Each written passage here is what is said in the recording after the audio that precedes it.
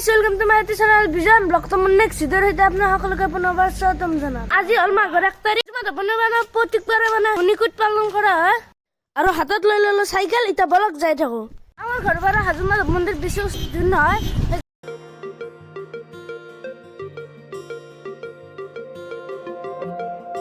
আৰু এতিয়া হাজো চক পাই গলো। হাজো চকত মানুহ চাওক না। আৰু এতিয়া মাধৱ মন্দিৰ পাই গলো আৰু মাধৱ মন্দিৰ মানে ভিৰ হৈছে মই থিয়া দি আছো।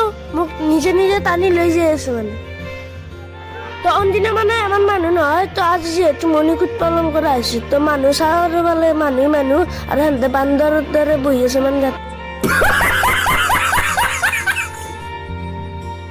আৰু এতিয়া হ'ল মাধৱ মন্দিৰ আৰু মাধৱ মন্দিৰ কাষ চাইডে প্ৰগ্ৰেম হৈ আছে। আৰু মাধৱ মন্দিৰ কিমান বেছি মানুহ হৈছে তো চিৰিত যাই দেখুৱাই আছে চাই থাকক।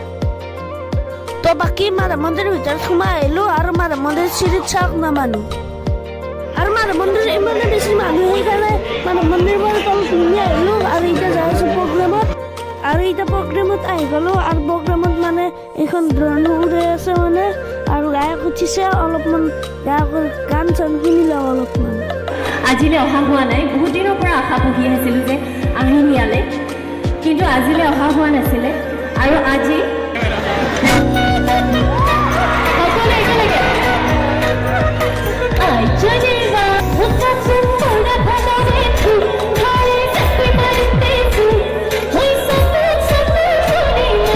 মনলৈ আহিছে, সেইটো হৈছে কোনোবাই যদি মোক প্ৰশ্ন কৰে যে অসমখননো কি, অসম কাক কয়, অসম এইখনক কয়। এইখনক অসম বুলি কোৱা হয় য'ত সকলো জাতি জনগোষ্ঠী একেলগে থাকে। কোন হিন্দু, কোন মুছলমান, কোন বড়ো, কোন তিৱা, আমি সকলো একেলগে থাকোঁ। এইখনেই অসম, আচলতে এইখনেই ভাৰতবৰ্ষ, হয়নে নহয়?